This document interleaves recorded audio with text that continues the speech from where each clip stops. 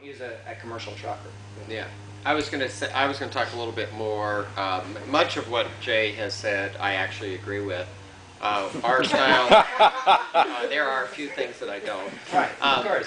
But when he says there's a 2-day window, that's probably true in a really warm-sided vineyard where things are moving fast. If it's still early September, it's a warm site, things are maturing quickly, you really have to be quicker on your toes. The other thing is in regard to Semillon and balance and crop load. A lot of people talk about just simply yield, but in my mind the most important thing is balance in the vineyard. Semillon is a very thin-skinned variety, which is why it's susceptible to botrytis. It's why it's the main grape of Sauterne. Too much water at the wrong time, the Semillon cluster literally wants to balloon up into these big Bertha clusters, and that is part of the reason why it doesn't grow well. And I mean, just a little bit of too much water kind of goes right into the fruit.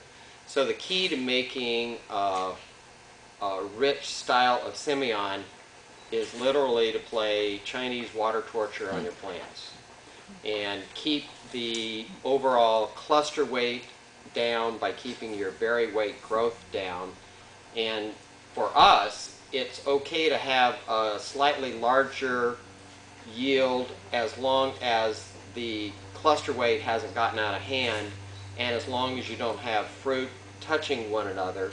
So say, for example, in our Columbia Valley Semillon, which we're competing in a lower tier price point, we will probably crop that at 4.5 tons per acre, but not where you're looking at cluster weights that, you know, are getting large. You're basically minimizing the size of the cluster weight growth, having more cluster space, but all within a spacing so you get the right kind of sunlight penetration, the right kind of airflow, and then again this Chinese water torture in terms of deficit irrigation management on the plants.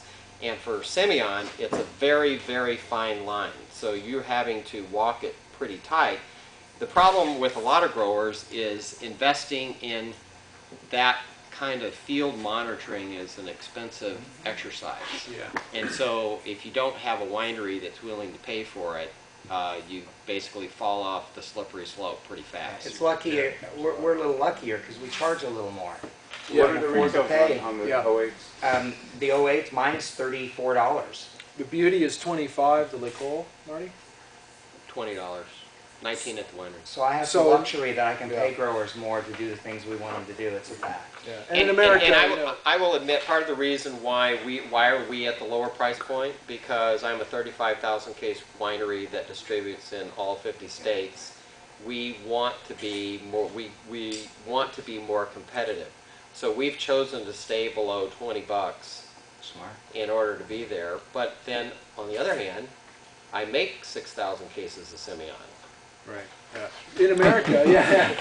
I mean, in America, you probably know that Semillon's in one category. You go to the grocery store, and it's basically all under 19 bucks. So as soon as you go over out of the teens, you're just in a totally different bracket. So the DeLille, the Buty, and even Licol hitting 20 is a high price. Yeah, we're focused mostly on restaurants and it's somms that really tell the story about what we're doing. And it's not that we don't want retail. We'd love to have them if they can tell the story and sell wine in that price range. Right. But I want to talk a little bit about Semillon, and then you have a question. Go ahead and bring the wines around, yeah. One of the things that I like to remind people is serving, hold on, we're serving the mystery wine right now, as you can tell. We'll reveal it in a moment. The, you know, what makes, I think, Washington State in some of its regions a Bordeaux-style growing region, it's not Cabernet or Merlot. I mean, Cabernet and Merlot are grown all over the world, in Chile and everywhere. You name it, California, Australia, South Africa. But Semillon, there's only 800 cases left in California. It's all been pulled out by just a few wineries. 800 acres, 800 acres. In California, that's all that's left of all those great Clos de Val used to make a yeah, great every Semillon, Abna. and that thing aged Oh, Like I no know. I other have white some old wine in bottles. California. Yeah. And they pulled it all out. Yeah. Because they couldn't sell it. And you know, there's still some left at Signorello, and I think Kalen has it. Livermore Valley. There's a cup. There's 800 Yeah. acres. So you really can't make white Bordeaux to speak of in California. In Australia, there's a little bit of Semillon in certain areas that are doing well, but they don't really do Bordeaux style blends. And so frankly, other than Bordeaux, Washington is the leading Semillon producer in the world. And we can do classic white Bordeaux style wines here. It's not easy. These wines that we make are harder than our red wines to make, but we're determined to prove. Exactly. Yeah, they're very technical. They're very technical wines. One of the things that I saw working at Saint Michel, seeing all those vineyards, and that I've seen over the years, that I'm sure these two would agree, is that you really have to choose your white wine vineyard in Washington far more carefully in some ways than your red wine vineyard, because we have this environment outside where we can ripen this fabulous red wine so consistently, from Syrah to Carmenere, these late harvesting reds. But whites can really get exhausted in the same heat, and so you got to be careful about how you handle it in the vineyard, your picking schedule, and everything that you do to raise the grapes to keep those wines fresh. You do a different canopy on the whites than the reds? We worked with an old block up on the Wahluke Slope for the Buty wine, for the Semillon, and one of the things I love about it is that it's actually planted for the old machine harvested style. So it's got a cordon that's about eyeball high, and it's the old sort of heavy, rag hair, the vines grow up and then back around. And the thing that we've seen in our work in white wines is that it's the light and shade on fruit that's such a big driver in wine character. Before you even harvest, you've established your wine character by the amount of light and shade you have in your fruit. More shaded fruit for us is our style, particularly in our Chardonnay, where the wine stays brighter and more what I call northern flavors, more pear and apple rather than sun-exposed fruit, which ends up being a lot more tropical, papaya and pineapple. So you can really influence your wine style on the vine by those handling techniques. Michael, you have a question? Yeah, sorry.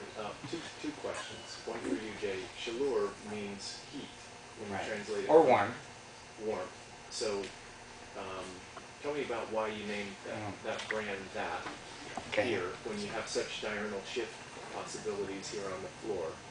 So that's one question. The second question is, how important is elevation to you? You're talking about Wahluke and you're talking about Red Mountain, so it was an interesting presentation we saw this morning where your diurnal shift is actually bigger on the valley floor than it is up on the slopes. And low desert.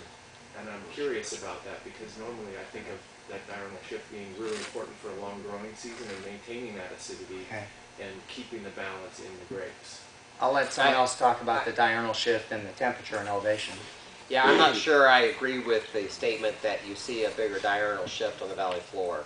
Some of our best Semillon is grown on the Wahluke Slope, and for those of you who don't know what the Wahluke Slope is, there is a mountain ridge that runs east to west called the Saddle Mountains, and the Columbia River cuts through it and then bends eastward, and at the time of these Ice Age floods, that became a gigantic gravel bar. The whole Wahluke Slope basically is a gravel bar of these gargantuan floods. And it's about 20 miles across. Yeah, it's about 20 miles across. It's south facing, but what happens there is because it's south facing, you get intense heat and sunshine in the day, but then you get that dramatic cooling effect coming at night because of being buttressed up against the Saddle Mountain.